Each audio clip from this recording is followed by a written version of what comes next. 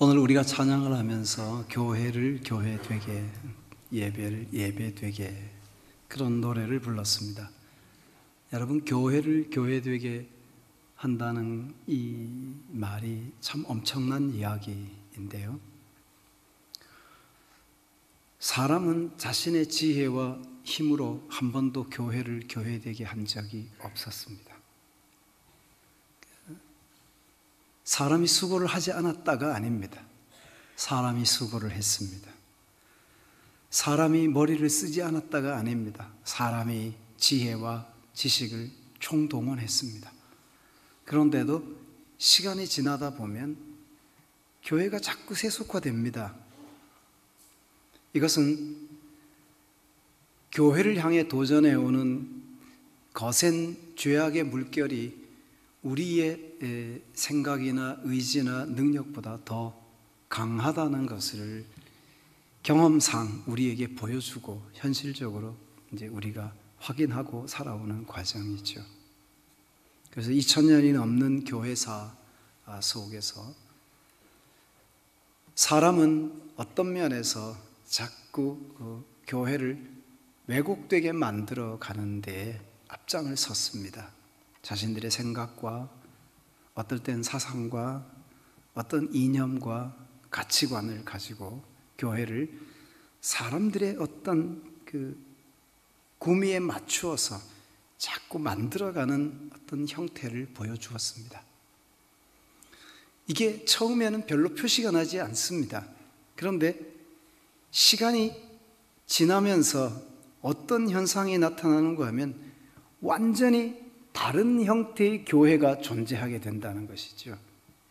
그래서 하나님이 이 손을 쓰시지 않으면 도무지 소망이 없는 교회가 되어버리는 상태. 그래서 하나님이 급하고 강한 바람 같은 성령을 부으셔서 교회를 완전히 새롭게 하시고 교회를 정돈하십니다. 마치 컴퓨터를 리셋하듯이 하나님께서 그렇게 교회의 기본적인 근본적인 것들을 주님이 흔드셔서 잘못된 것들을 제자리로 돌려놓으시는 역사를 보여주는데요, 그럴 때 마치 오순절과 같은 역사가 나타나는 거예요. 오순절처럼 성령께서 임하셔서 교회를 새롭게 하시고 교회를 정돈하시는 이런 일들이 일어났습니다. 이게 우리가 지나온 긴 과거의 역사 속에서 확인하는 과정이라는 것입니다. 그래서 저는 나름대로 교회사에 대해서 제 나름대로 그런 정의를 하죠. 사람들은 계속 물을 흐려왔고 하나님은 그 물을 정화시켜 왔다는 거죠. 사람들은 계속 교회를 혼란스럽게 만들었지만 하나님은 그 교회를 다시 반듯하게 세워 놓으셨다는 거죠. 그럴 때 제도나 어떤 형식이나 외적인 것이 정돈된다는 것이 아니라 진리가 제자리를 찾을 때 교회는 교회다운 모습을 유지하게 되더라 하는 것입니다. 종교개혁자였던 마틴 루터가 종교개혁자들이 종교개혁을 할 그 당시, 그 이전부터 이슬람이라는 세력이 발흥해서 그 세력을 점점점 팽창시켜 오고 있었던 것이죠. 루터는 그 시대의 이슬람을 바라보면서 이렇게 말했어요. 타락한 교회를 향한 하나님의 재앙이다, 이렇게 말했어요. 하나님께서 세속화되고 타락한 교회를 향해서 하나님이 내리시는 재앙이 이슬람이라고 그렇게 평가를 했던 거죠. 루터나 칼빈이나 아니면 불링거라고 하는 종교개혁자, 이들의 공통적인 이야기가 무엇인가 하면 이런 것입니다. 왜 이슬람이 그 시대에 그 세력이 거기서 그치고 멈추지 않고 그렇게 오랜 시간 동안 계속해서 그 세력을 팽창하면서 오늘까지, 오늘날에도 계속해서 그 세력을 더해가고 있는가? 이슬람이 일어났을 때 그것을 막을 수 있는 세력은 교회밖에 없었다. 교회가 교회답지 못해서 복음을 잃고 그리스도인들이 그리스도인답지 못한 모습으로 살아간 것 때문에 그 시대의 이슬람의 팽창을 막지 못했다는, 만일 교회가 그 당시에 교회다운 모습으로 세상에 존재했다면 이슬람의 팽창은 그 시대에 거기서 멈추었을 것이다 하고 그렇게 조심스럽게 이야기를 했습니다. 우리가 오늘날 우리 시대를 보면서도 역시 비슷한 현상들을 발견하게 되는데요.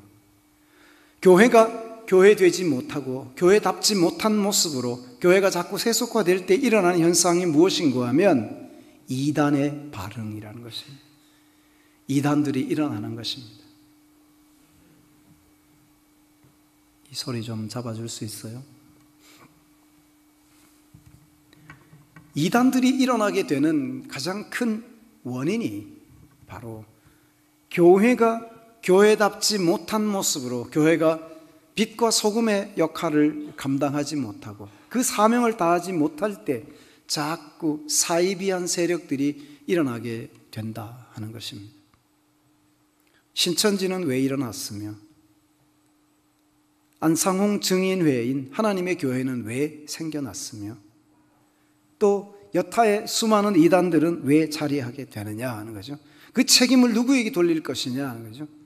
이미 존재하고 있던 교회, 이미 자리하고 있고 그 사회 속에 뿌리를 내리고 있던 교회들이 세상 속에서 그 사명과 역할을 제대로 감당하지 못하고 교회가 회복해야 될 영적인 능력을 상실한 채 복음의 능력을 잃고 살아가고 있기 때문에 그것에 대한 갈증을 느끼던 자들이 사이비한 집단 속으로 자꾸 들어가면서 이단의 세력이 그 외연을 자꾸 확장해 가고 있는 현실이라는 것입니다.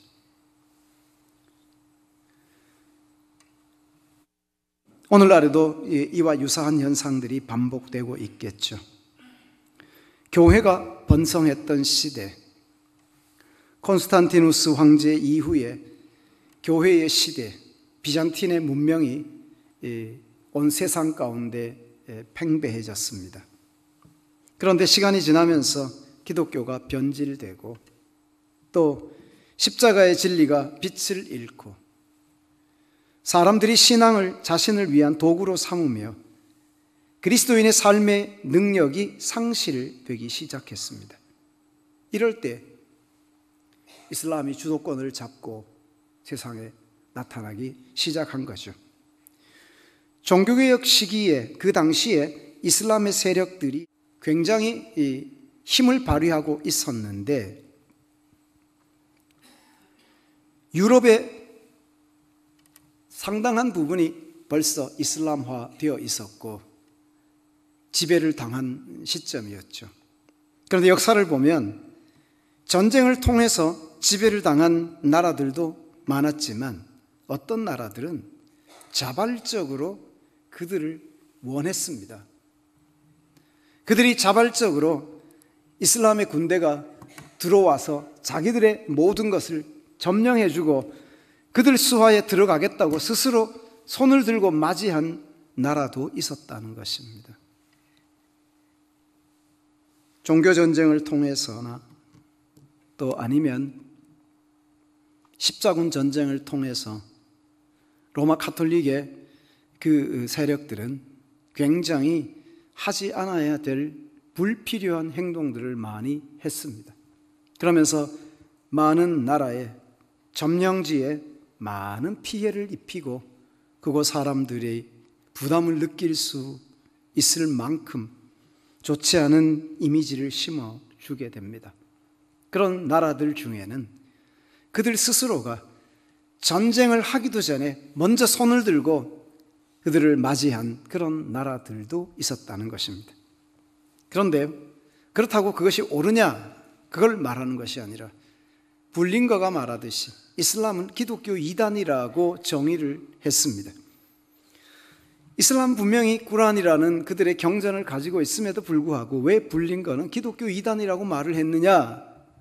이것이 바로 교회와의 연관성 속에서 교회가 교회로서의 사명과 역할을 감당하지 못했을 때 세상에 교회를 향한 하나님의 재앙으로 나타난 세력이 이슬람이라고 그렇게 말했던 것입니다. 사도행전 1장에 보면 이런 말씀으로 시작합니다. 데오빌로여, 내가 먼저 쓴 글에는 무릇 예수께서 행하시며 가르치시기를 시작하심부터 그가 택하신 사도들에게 성령으로 명하시고 승천하신 날까지의 일을 기록하였노라. 그가 고난받으신 후에 또한 그들에게 확실한 많은 증거로 친히 살아계심을 나타내사 40일 동안 그들에게 보이시며 하나님 나라의 일을 말씀하시니라. 우리가 전해야 되고 우리가 선포해야 될, 교회가 전해야 될 진리가 있다면 그것은 하나님의 아들 예수 그리스도에 관한 일입니다. 그런데 복음이 무엇이냐라고 묻든지 아니면 복음의 시작이 어디서부터냐 이렇게 질문을 할 때 우리의 입에서는 예수 그리스도라는 말이 나옵니다. 그런데 예수 그리스도라는 말이 나오기 전에 우리는 이 복음의 시작을 어디에서부터라고 해야 하느냐 하면 천지를 창조하시고 만물을 통치하시는 창조주 하나님에게서부터 시작된 일이라고 믿어야 하는 것이고, 우리의 신앙의 출발이 바로 천지를 창조하신 전능하신 하나님에게서부터 비롯된다고 하는 것을 알아야 되는 거죠. 하나님이 세상을 창조하셨어요. 하나님이 창조하신 이 세상이 죄 가운데 빠졌습니다. 죄 가운데 빠진 이 세상을 하나님이 포기하지 않으시고 여전히 세상을 사랑하셨어요. 하나님이 죄 가운데 빠져서 혼돈 상태에 빠져버린 이 세상과 사람들, 하나님이 포기하지 않으시고 하나님이 구원하실 계획을 세우셨습니다. 하나님이 세상을 구원하시려고 세우신 계획 가운데 당신의 아들 독생자 예수 그리스도를 세상에 보내시고 그를 통해서 죄 가운데 있는 자기 백성들의 죄를 짊어지고 피 흘려 죽으시고 그들의 죄를 사하게 한 후 그를 믿는 자마다 영생을 얻게 하시려는 하나님의 구원 계획이 세워졌던 것이죠. 하나님의 이 계획이 세워지고 이 계획이 이루어질 때마다 이루어지는 사건 중에, 눈에 두드러지는 사건 중에 어떤 현상들을 우리가 보는가 하면 하나님이 친히 찾아오시는 거예요. 하나님이 찾아오셔서 하나님이 영광을 나타내시고 하나님이 찾아오셔서 자신을 보여주실 때 그때마다 구원의 역사가 이루어지기 시작하더라 하는 것입니다. 사람들이 스스로 자신들의 힘으로 자신들의 능력으로 할 수 있는 일이 아니었습니다. 에덴 동산에서 아담과 하와가 하나님의 피조된 인간으로 하나님의 형상대로 지음받은 자들로 동산에서 살고 있습니다. 그런데 그들이 범죄했습니다. 죄에 빠졌습니다. 죄에 빠지고 나니까 그들이 갑자기 자신들의 벗은 모습을 보고 수치를 느끼기 시작합니다. 누가 볼까 두려워서 동산 나무 사이에 숨었습니다. 여러분 생각해 보십시오. 동산에서 자기를 지켜볼 사람이 누가 있습니까? 아무도 없습니다. 아담과 하와 두 사람만 살고 있던 동산입니다. 아무도 없었습니다. 그런데 그들이 누가 자기들을 쳐다볼까 부끄러워서 동산 나무 사이에 숨었습니다. 이게 무엇을 말하는가? 그게 바로 죄가 가져다 준 수치와 부끄러움입니다. 그들이 이 죄에 빠졌을 때 죄가 그들의 심령 가운데 역사하는 거죠. 죄가 그들의 심령 가운데 찾아왔을 때 죄가 가져다 주는 영향력이 수치심, 부끄러움, 이런 모멸감, 이런 것들이 죄로 인해서 찾아오는 거죠. 동산에 자기들 두 사람 이외에는 아무도 없는데 두 사람이 부끄러워서, 수치스러워서, 그리고 동산 나무 사이에 숨어서 자신들의 몸을 가리고 있는 이 모습을 볼 수가 있는 거죠. 이것이 바로 죄의 결과였습니다. 그리고 또 하나, 무화과 나무 잎으로 자신들의 몸을 가리는 치마를 만들어서 그 수치를 가렸는데 금방 말라서 나뭇잎이 부서지고 근본적인 해결책이 되지 못했다고 하는 것과, 하나님이 짐승을 잡아서 그 짐승의 가죽으로 그들의 옷을 만들어서 입혀주셨다는 이 이야기, 단순한 이야기 사이에 우리가 발견할 수 있는 게 무엇인가 하면, 그들이 죄에 빠졌을 때 그 죄의 문제를 스스로 해결할 수 있었느냐? 스스로 해결할 수 없었다는 거예요. 그 죄가 가져다주는 수치심과 부끄러움과, 그리고 이제 하나님이 그들을 향하여 내리실 하나님의 진노로부터 해결책을 찾아낼 수 있었는가? 그들 스스로 해결할 수 없었어요. 그런데 그 사건이 있고 난 이후에 해결책이 하나님께로부터 온다는 것을 하나님이 친히 가르쳐 주는 거죠. 그들은 동산나무 사이에 숨어 있었는데 하나님이 그들을 찾아오셔서 아담아, 네가 어디 있느냐? 하고 물으시죠. 하나님이 아담을 찾아와서 그를 불러주신 거죠. 이게 하나님이 찾아와 주신 거예요. 하나님이 찾아와서 하나님 자신을 그들에게 열어준 거죠. 하나님의 마음을 열어주고 하나님의 뜻과 생각을 그들에게 펼쳐 보여준 거예요. 이걸 우리는 계시라고 말을 합니다. 하나님 자신을 죄인된 인간을 찾아오셔서, 죄에 빠진 사람을 찾아오셔서 하나님 자신을 열어서 보여주시는 거예요. 그랬더니 그 속에 무엇이 담겨 있었는가 하면 하나님 안에 죄인을 향한 하나님의 자비와 사랑, 그리고 죄인을 구원할 하나님의 계획이 하나님이 보여준 계획 속에 포함되어 있었다는 것이죠.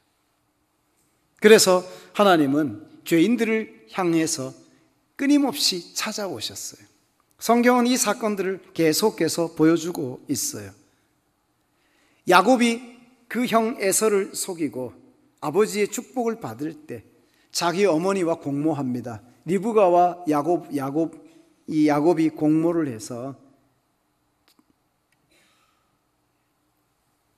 형 에서가 잡아오는 별미가 들어오기 전에 집에 있는 짐승들 중에 잡아서, 그리고 그 염소털로 팔에 붙이고, 그리고 마치 에서인 것처럼 변장을 하고, 그리고 아버지에게 그 음식을 가져다 주고 야곱이 먹고 이삭이 먹고 야곱을 축복하는 그 광경을 보게 되죠.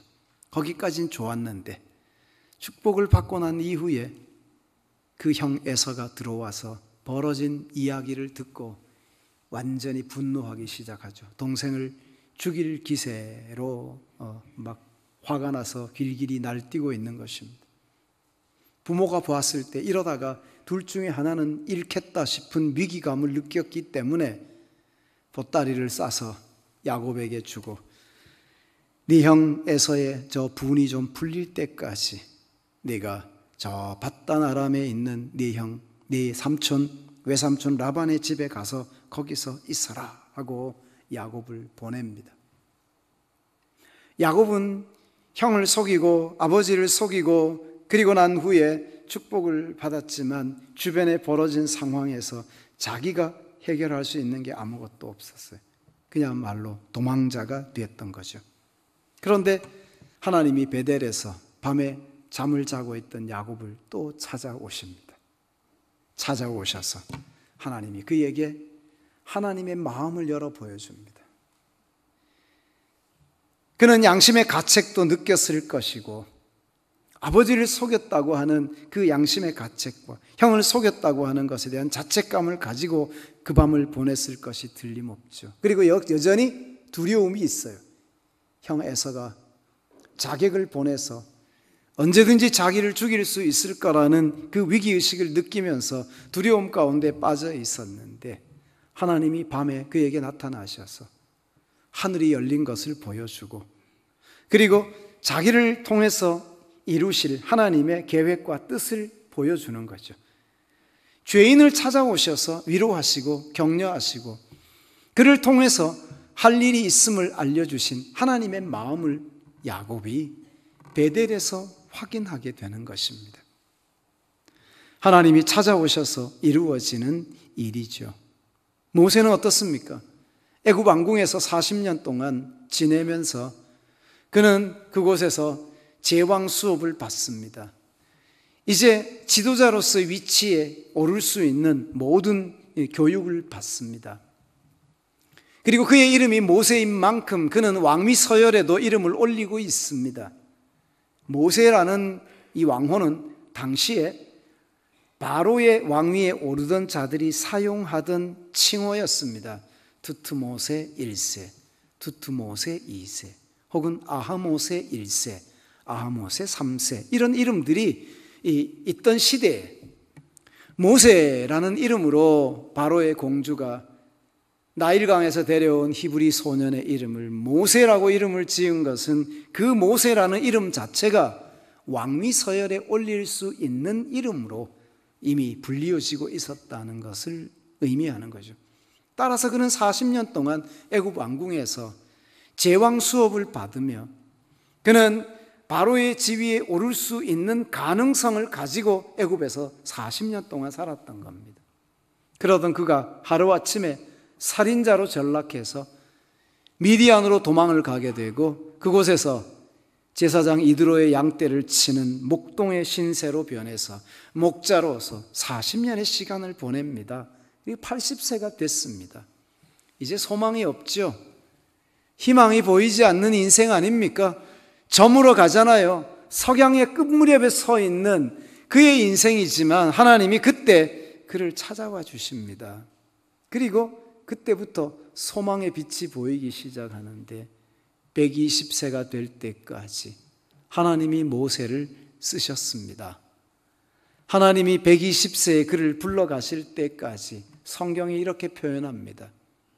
그의 눈이 흐리지 아니하였고 그의 허리가 굽어지지 아니하였고 기력이 쇠하지 아니하였다. 성경이 모세에 대해서 표현하는 것입니다.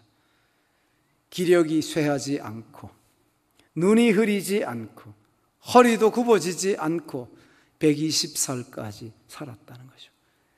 그렇게 건강한 상태로 살다가 하나님의 부름을 받은 사람이 모세였습니다.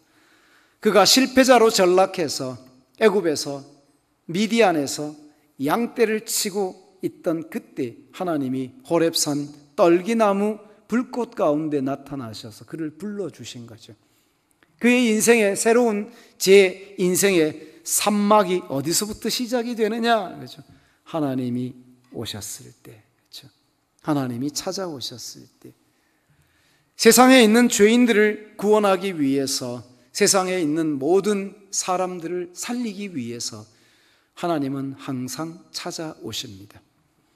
이제 그리스도를 세상에 보내시고 그리스도를 통해서 우리를 살리고 우리를 새롭게 하실 하나님의 역사를 우리가 생각을 해야 되는 것이지요. 오늘 교회를 교회되게 하는 하나님의 능력이 어떻게 나타나느냐는 거죠. 이 땅에 존재하는 교회가 교회다움을 회복하고 교회에 다운 능력을 다시 회복하고 새로워질 수 있기 위해서는 교회도 역시 주님이 오심을 경험해야 된다는 거죠. 이것을 사도행전 2장의 표현을 빌면 오순절에 강림한 성령의 역사와 동일하다 하는 것입니다. 오순절에 성령이 임하시고 그리고 그들이 새로운 모습으로 변화되기 시작하죠. 그들은 이미 예수 믿는 사람이에요. 그들은 이미 제자예요. 그들은 이미 하나님을 아버지로 고백하는 자들이에요. 그들은 이미 하나님 나라를 바라보고 사는 자들이에요. 그런 제자들, 사도행전과 누가복음, 사도행전에서는 두 부류로 나눠 설명하는데요. 사도들이라는 무리와 제자들이라는 무리를 보고 있어요. 사도들은 제자 중에서 12를 포함해서는 사도라는 이름을 붙이고, 그리고 그 이외에 그리스도를 따르는 제자들을 제자의 무리라고 이렇게 명명하고 있다는 거죠. 사도들과 제자들, 이 무리들은 이미 예수를 믿고 있는 사람들이고 하나님 나라를 바라보고 있는 자들이고 이미 부활하신 예수 그리스도를 만났어요. 약속이 있는 자들이에요. 그런데 그들에게 주님께서 성령을 기다려라고 말씀하시는 거예요. 예루살렘을 떠나지 마라. 내가 너희를 떠나서 하늘로 가고 난 다음에 너희가 먹고 사는 일과 자신들의 모든 일들을 생각하며 뿔뿔이 흩어져서 고향으로 가지 말고 예루살렘을 떠나지 말고 여기 남아 있어라. 그리고 내가 약속한 아버지께서 나를 통해서 너희에게 약속한 보혜사 성령을 기다려라. 보혜사가 오시면 저가 자의로 말하지 않고 내가 너희에게 가르쳤고 내가 너희에게 분부한 모든 것들을 생각나게 하실 것이다. 오순절 성령 강림이 어떤 목적을 가지고 일어난 사건이냐? 그것은 바로 마가의 다락방에서 기도하던 제자들 120명, 사도들을 포함한 120명의 제자들이 기도하고 있던 가운데 오순절에 성령이 임하면서 그들을 새로운 교회로 출발을 시킨 것이죠. 이 땅에 존재하는 교회가 어떤 모습으로 있어야 할지를 보여주는 샘플 같은 모습을 보여주고 있는 거예요. 헌신했어요. 두려움이 없었어요. 오순절 이전에 그들이 예수 믿는다는 것 때문에 늘 초조하고 불안했어요. 혹시나 잡혀가지 않을까? 혹시나 고문을 당하지 않을까? 혹시나 예수 믿는 것 때문에 어려움을 당하거나 불이익을 당하지는 않을까? 그것 때문에 늘 노심초사하는 자들이 그들이었어요. 그런데 오순절 이후에 그들이 공회 앞에 섰어요. 여기 재판석이에요. 그런데 그 앞에서 이렇게 말합니다. 하나님 앞에서 당신들의 말을 듣는 것과 하나님의 말씀을 듣는 것 중에 어느 것이 옳은지 판단해 보시오. 우리는 우리가 보고 들은 것에 대하여 말하지 않을 수 없소 하고 예수 그리스도에 관하여 그 진리를 담대하게 전하고 외쳤습니다.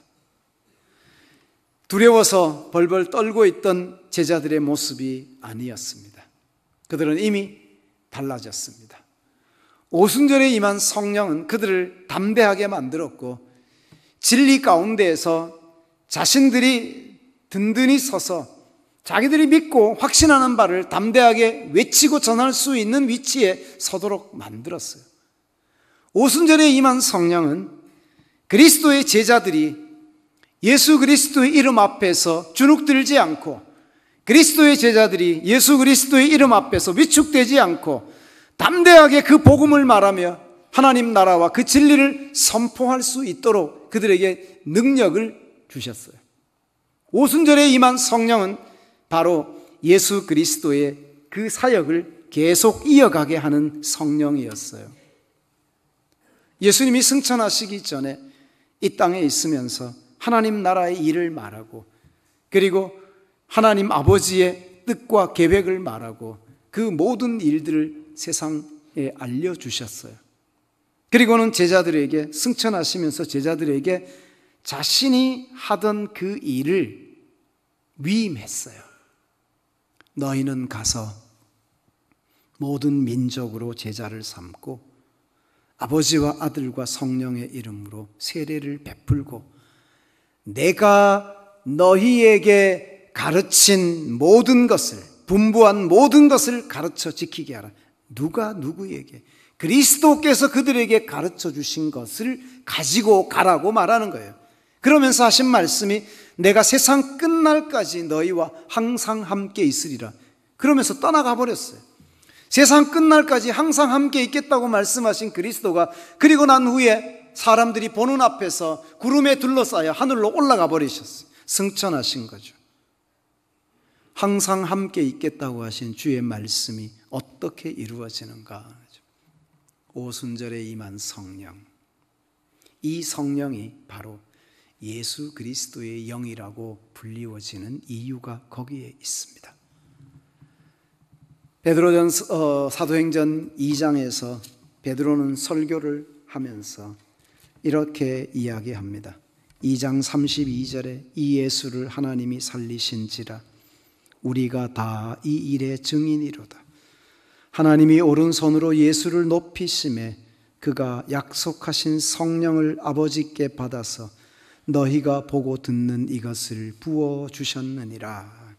오순절날 베드로가 설교하면서 그 놀라운 광경 앞에서 어안이 벙벙해 있던 그 수많은 사람들을 향하여 베드로가 설교하는 메시지의 내용이 이것입니다. 그날 임한 그 성령은 하늘로 올리우신 그리스도가 하나님 보좌 우편에서 아버지께로부터 성령을 받아서 부어주셨는데 이 성령이 바로 보혜사라는 것입니다. 이 보혜사가 오시면 무슨 일을 한다고 이야기했는고 하면 자의로 말하지 아니하고 내가 너희에게 분부한 모든 것을 생각나게 하실 것이다. 보혜사가 오면 예수님이 세상에 계실 때 제자들에게 가르치고 교훈했던 그 모든 것들을 다시 상기시켜 주신다는 거예요. 그리고 그들로 예수 그리스도께서 세상에서 그들에게 교훈하고 가르쳤던 그 진리 가운데 확신을 얻게 하고 그들이 예수 그리스도의 증인이 되어서 땅끝까지 나가서 복음을 전하는 자가 되게 하신다. 성령, 이게 보혜사 성령께서 하시는 일이었습니다. 성령은 예수 그리스도께서, 오순절 성령은 예수 그리스도께서 하신 사역이라고 소개하는 이유가 여기에 있는 것입니다. 결국 보십시오. 주님은 이 땅에 계실 때는 땅에 발을 딛고 하나님 나라의 일을 전하고 구원의 도리를 전파하고 아버지의 뜻을 세상에 알리셨습니다. 아버지의 뜻은 이것입니다. 하나님이 세상을 이처럼 사랑하사 독생자를 주셨으니 이는 누구든지 저를 믿는 자마다, 그를 믿는 자마다 멸망치 않고 영생을 얻게 하려 하심이라. 아버지의 뜻이었습니다.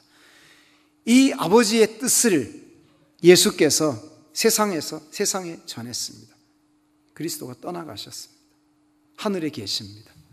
이 땅에는 예수님이 계시지 않습니다. 그런데 예수님이 계시던 때와 똑같이 그 복음이 계속 증거되고 있습니다.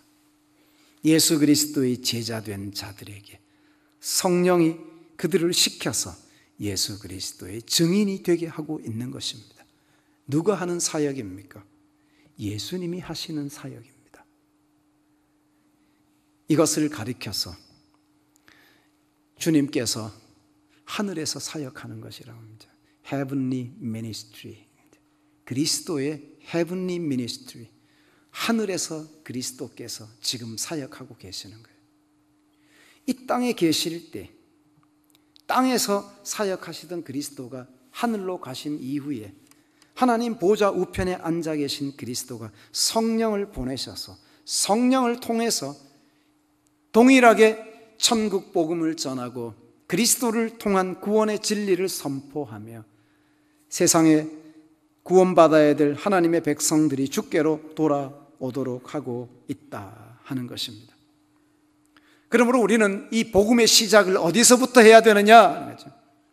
복음의 시작은 예수 그리스도에게서부터가 아니라 천지를 창조하신 하나님, 그리고 죄에 빠진 세상을 구원하기 위해서 하나님이 계획을 세우셨는데 죄인된 세상을, 인간들을 구원하기 위해서, 죄악된 세상을 구원하기 위해서 하나님의 독생자 예수 그리스도를 세상에 보내실 계획도 성부 하나님이 세우시고, 그를 세상에 보내신 이도 하나님이시고, 그를 죽게 하신 이도 하나님이시고, 그를 다시 살리신 이도 하나님이시고, 하늘로 올리우신 이도 하나님. 이제 하나님께로부터 시작된 이 복음의 역사가 그리스도를 통하여 완성되고, 그리스도를 통하여 완성된 이 복음을 이제 세상 끝날까지 모든 만민에게 증거하도록 하기 위해서 성령이 오셔서 이 일을 감당하고 계신다 하는 것입니다. 교회가 교회답고 성도가 성도 되기 위해서 반드시 필요한 것이 있다면 그것은 성령의 충만함을 입는 것입니다. 오순절에 성령이 임했을 때 그 성령의 능력을 입은 120명의 제자들은 오순절 성령을 경험하기 이전의 제자들의 모습이 아니었습니다. 완전히 다른 모습을 보여주고 있습니다. 사랑하는 여러분, 교회를 교회되게 하시는 이는 성령입니다. 하나님이 교회를 교회되게 하시는 능력으로 성령을 보내셔서 그 일을 이루시고 계십니다. 그러므로 교회를 교회되게 하기 위해서 가장 필수적으로 요구되는 조건이 있다면 그것은 바로 따라해 보십시오. 나의 변화. 내가 회복되지 않고 교회가 교회다워지는 법은 없어요. 내가 진정한 그리스도인이 되기 전에 교회가 교회다워지지 않습니다. 그리스도의 몸을 이루는 지체들이 그리스도 안에서 회복된 자로 살아갈 때 비로소 교회는 교회다움을 회복하게 되고 교회다운 모습을 보이게 된다는 거예요. 교회 안에 있는 지체들 한 사람 한 사람의 회복된 모습이 교회다움을 위한 첫 출발점이라는 사실을 잊지 않아야 합니다. 사랑하는 여러분, 살아계신 하나님, 창조주 하나님이 우리를 사랑하셔서 예수 그리스도 안에서 우리를 구속하셨어요. 하나님이 우리를 예수 그리스도 안에서 구속하셔서 하나님 나라를 소망하고 살아갈 수 있는 은총을 베푸셨습니다. 이제 하나님 앞에서 우리가 회복되어야 된다는 거죠. 하나님은 세상을 포기한 적이 없습니다. 하나님은 사람도 포기한 적이 없습니다. 하나님은 이것들을, 세상과 사람들을 구원하시려고 하나님이 구체적인 계획을 세우고 그 계획을 이루실 때 하나님은 계획만 세운 게 아니라 하나님 자신 친히 일하셨습니다. 우리는 삼위일체의 신비를 다 이해할 수 없습니다. 그러나 성부 하나님이 죄에 빠진 인생들을 위해 제2위이신 성자가 사람의 모습을 입고 세상에 오시는 거예요.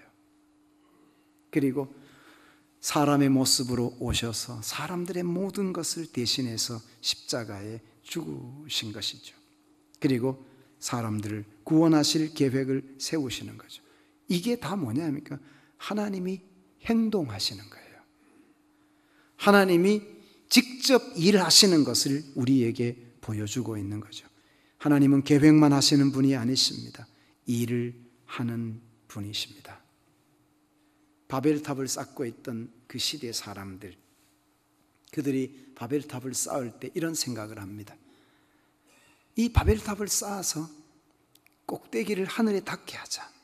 성과 대를 쌓아 대 꼭대기를 하늘에 닿게 하여 우리의 이름을 내고 온 지면에 흩어짐을 면하자.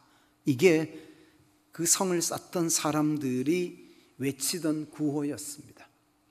꼭대기는 하늘에 닿게 하고 우리의 이름을 내고 지면에 흩어짐을 면하자 하는 것이 바벨탑을 쌓던 사람들의 모습이었습니다. 혹시라도 하나님이 또 물로 심판을 하면 물이 침범에 들어올 수 없는 건축물을 만들어서 이 안에서 우리가 죽지 않고 살아남자 하는 거죠. 하나님이 심판을 하신다 해도 살아남을 수 있는 길이 있다. 이게 그 사람들의 생각입니다. 어디서 많이 들어보는 이야기 아닙니까? 오늘날 바벨탑을 쌓고 있는 시대에 우리가 살고 있잖아요. 과학이라는 이름으로 바벨탑을 쌓고 있어요. 문화와 문명이라는 이름으로 바벨탑을 쌓고 있어요. 지식이라는 이름으로 바벨탑을 쌓고 있어요. 그런데 사람의 교만은요, 갑자기 나타나요. 뭔가 대단해서 교만하지 않아요. 인간적으로 보면 별것도 아닌데 왜 저렇게 교만하지? 그런 생각이 드는데도 자기는 그걸 몰라요. 그런데 교만해요. 대단해서 교만하지 않아요. 사람은 대단하지 않는데 교만하다니까요. 바벨탑을 쌓던 사람들이 뭔가 대단해서 교만한 게 아니잖아요. 그들이 신할 평지로 막 이동해 가다가 신할 평지 근처에서 역청 구덩이를 발견했어요. 역청 구덩이. 오늘날 무슨 유전 비슷한 거였겠죠. 역청. 아스팔트 원재료가 그거 아닙니까? 이 사람들이 그거 발견하고 난 다음에 그걸 이용해서 벽돌을 만들고 벽을 쌓아 봤더니 물이 침범하지 못하는 벽을 쌓을 수 있다는 것을 이 사람들이 발견을 한 거죠. 그 기술 하나 발견하고 난 순간에 무슨 생각을 하냐 하면 바벨탑을 쌓기 시작하는 거죠. 성과 성을 쌓고 대를 꼭대기에 닿게 하자. 교만이 하늘을 찌를 듯이 높아지기 시작하는 거죠. 사람이 교만해지는 건 바로 이런 거예요. 뭔가 단순한 한 가지만 있어도 교만해지는 거잖아요. 우리가 교만해지는 게 뭐 대단해서 교만해지는 게 아니잖아요. 통장에 잔고만 좀 있어도 교만해지기 시작하죠. 주머니에 지갑만 두꺼워져도 교만해지기 시작하죠. 지식이 좀 있으면 교만해지기 시작하죠. 다른 사람이 갖지 못한 직업을 가졌다고 교만해지죠. 남들보다 사업을 잘해서 돈을 좀 잘 번다고 교만해지죠. 다른 사람보다 내가 좀 건강하고 남다르게 뭔가를 잘한다고 해서 교만해지죠. 한순간에 교만해지는데 뭐 특별하게 교만해질 이유도 없는데 그 교만이 하늘을 찌른다니까요. 바벨탑을 쌓던 시대가 그런 시대 아니었습니까? 하나님이 그들의 교만한 그들을 보시고 하늘에서 하나님이 이렇게 보고 계시다가 그냥 두어서는 안 되겠다 싶어서 하나님이 찾아오신 거 아닙니까? 주께서 강림하셨어요. 그리고는 그들의 소위가 선하지 못하는 것을 아시고 그들의 그 모든 행사를 막으셨어요. 이게 하나님의 진노죠. 하나님의 심판이죠. 그 심판이 바로 언어를 복잡하게 해서 사람들이 한 언어로 서로 소통하지 못하도록 만들어서 나라와 방언과 족속과 민족과 열방으로 온 세상에 흩어버렸어요. 이게 하나님이 취하신 첫 번째 조치였습니다. 그런데 하나님이 이 첫 번째 조치는 하나님이 채찍으로 그들을 찰싹 내리친 거죠. 상처가 났을 수도 있어요. 그런데 그 다음 순간 하나님이 또 다른 손으로 그 상처를 어루만져서 회복시키고 있어요. 진노 중에도 긍휼을 아끼지 아니하시는 하나님의 성품을 보여주는 거죠. 바벨탑을 쌓던 그들에게 찾아오신 하나님이 하나님의 마음을 열어 보여주셨을 때 그들이 볼 수 있었던 하나님의 마음이 무엇인가 하면 심판하시는 하나님과 동시에 구원하시는 하나님이셨어요. 이 두 가지의 하나님의 성품을 다 보여준 거예요. 하나님이 죄인을 향해서 진노하기도 하시지만 그 죄인을 구원하기도 하시는 하나님이라는 거예요. 이 하나님의 두 가지의 성품을 동시에 다 보여주신 거죠. 그래서 창세기 11장에서 바벨탑 사건이 나오고 그리고 창세기 11장에서 또 족보가 나와요. 그리고 11장 끝부분에 가면 아브라함의 족보가 간략하게 언급이 돼요. 물론 아담부터 아브라함까지 이어지는 그 모든 긴 족보를 보려면 창세기 5장과 창세기 11장에 나오는 두 족보를 연결시키면 돼요. 그리고 11장 끝부분에 가서 아브라함의 족보를 간략하게 서술하고 난 다음에 12장에 들어가면 하나님이 아브라함에게 말씀하십니다. 너는 너의 친척과 본토와 아버지의 집을 떠나 내가 너에게 지시하는 곳으로 가라 이렇게 말씀하세요. 이러면서 하나님의 구원 역사가 시작이 돼요. 진노하신 하나님, 열방으로 흩어놓으신 하나님, 흩어져 있는 모든 나라와 백성과 방언과 족속들을 향하여 하나님이 그들을 다시 하나로 모아서 구원을 하시려고 누구를 준비하고 있습니까? 그리스도를 예비하고 계시는 거예요. 아브라함의 자손 중에서 메시아가 올 것을 알고 계신 하나님, 메시아를 보내기로 작정하시고 계획하신 하나님이 그 구원자이신 메시아 예수 그리스도를 통해서 온 세상 가운데 흩어져 있는 모든 나라와 족속과 방언과 백성들, 그 열국을 다시 그리스도 안에서 통일을 시키려고 하나님이 계획을 세우고 계시다는 거죠. 하나님이 찾아오실 때 구원의 계획과 세상을 향한 아버지의 마음이 확 열리는 거예요. 그래서 계시라는 말과 진리라는 말은 사실은 일맥상통하는 단어예요. 헬라어 성경에서, 신약 성경에서 진리라는 말을 알레테이아 그래요. 아라는 말이 이 히라보에서는 부정사예요. 그럼 결국 무엇을 부정한다는 거냐 하는 거죠. 레이타, 은폐되어 있는 거죠. 은폐된 것을 비은폐성으로 만들어버리는 거예요. 가려져 있던 것들을 확 열어서 보여주는 거예요. 그게 진리예요. 이거를 다른 말로 표현하면 계시, 하나님 안에 감추어져 있던 아버지의 뜻이 우리를 향하고 세상을 향한 하나님의 감추어진 비밀이 이제는 비밀이 아니라 공공연하게 노출되었어요. 누구나 볼 수 있도록 하나님이 문을 활짝 열어버렸어요. 계시, 하나님이 보여준 거죠. 그 속에 무엇이 담겨 있었냐 하는 거죠. 하나님이 당신의 아들 예수 그리스도를 통해서 구원하실 계획이 그 속에 담겨 있었어요. 이걸 보여주신 거였습니다. 오순절에도 성령이 오시잖아요. 그들이 연약한 모습으로 남아 있었어요. 그냥 놔두면 그냥 연약한 자들이에요. 그냥 내버려두면 두려워서 떨 자들이에요. 그냥 두면 숨어 지낼 자들이에요. 어디로 빛이 날지 몰라요. 그런데 위로부터 임한 급하고 강한 바람 같은 성령이 오셔서 그들을 사로잡으니까 그들이 담대해졌어요.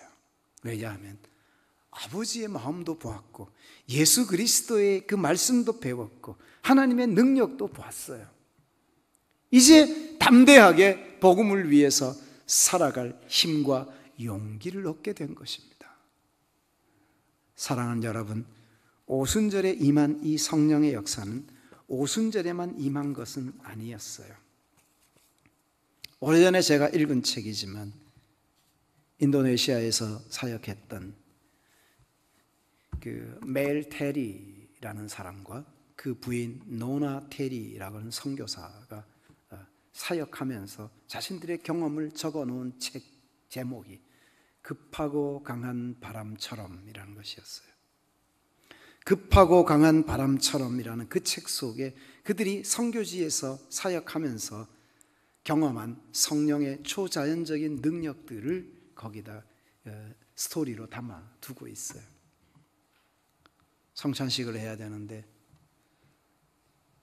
정글 속에서 무슨 포도주가 있습니까? 물을 떠놓고 기도했는데 포도주가 됐습니다. 믿거나 말거나. 그런데 그 사람들의 기록 속에 그걸로 그 밤에 숲속에서 성찬식을 거행하며 예수 그리스도의 죽으심과 주님이 십자가에서 고난당하신 것을 기념하며 풍성한 은혜의 시간을 지냅니다. 놀라운 일이죠. 밤중에 갑자기 하늘에서 서치라이트가 비추듯이 그들의 길을 쫙 비추기 시작합니다. 이게 뭔가 그냥 따라갔습니다. 밤새도록 걸어갔는데 끝에 갔더니 한 부족이 있었습니다. 말도 알아듣지 못하는데 자기들의 말로 이야기를 했는데 온 부족이 눈물을 흘리면서 회개하고 예수를 믿는 이 놀라운 역사가 일어납니다. 급하고 강한 바람 같은 성령의 역사였습니다. 예수 그리스도의 증인으로 살고 그리스도의 증인 되어서 사역하는 주의 종들에게 성령의 역사가 나타난 것을 기록한 것들이죠. 그 속에는 이런 유사한 이야기들이 수없이 많습니다. 결국 무엇을 말해주느냐 하는 거죠. 그리스도의 복음과 함께 하나님 나라를 위해서 사는 자들에게 성령의 역사가 풍성하게 나타날 수 있다는 것이고요. 그래서 성교의 최전방에서 아무도 없는데, 의사도 없어요, 약도 없어요, 뭐 없어요, 병든 사람이 손을 얹으면 그냥 그 자리에서 낫고 회복되는 역사가 일어나는 거예요. 하나님이 우리 시대에 우리가 살고 있는 환경에서 의사를 주신 것도 하나님의 은혜예요. 약사를 주신 것도 하나님의 은혜예요. 우리가 먹고 나을 수 있는 약이 발견되는 것도 하나님의 은혜예요. 병원이 지어지는 것도 은혜예요. 하나님이 자연 은총을 통해서 우리에게 주시는 특별한 은혜이지만, 이런 조건이 전혀 주어지지 않는 곳에서 하나님의 성령의 역사로 예수 그리스도의 복음과 하나님 나라의 일을 위해 수고하는 자들에게도 하나님은 그들에게도 은총을 베푸신다는 거예요. 그들이 특별하고 우리가 덜 특별한 것도 아니에요. 하나님은 모든 사람들에게 고르게 필요한 대로 은혜를 베푸시는 분이심을 믿으시기 바랍니다. 오늘 이 아침에 교회가 교회되려면 먼저 우리 한 사람 한 사람이 성도다운 모습으로 회복이 돼야 된다는 거죠. 그리스도 안에서 회복을 꿈꾸고 이 회복을 사모하면서 성령의 부어주심을 사모하는 귀한 하나님의 백성들로 설 수 있기를 축복합니다.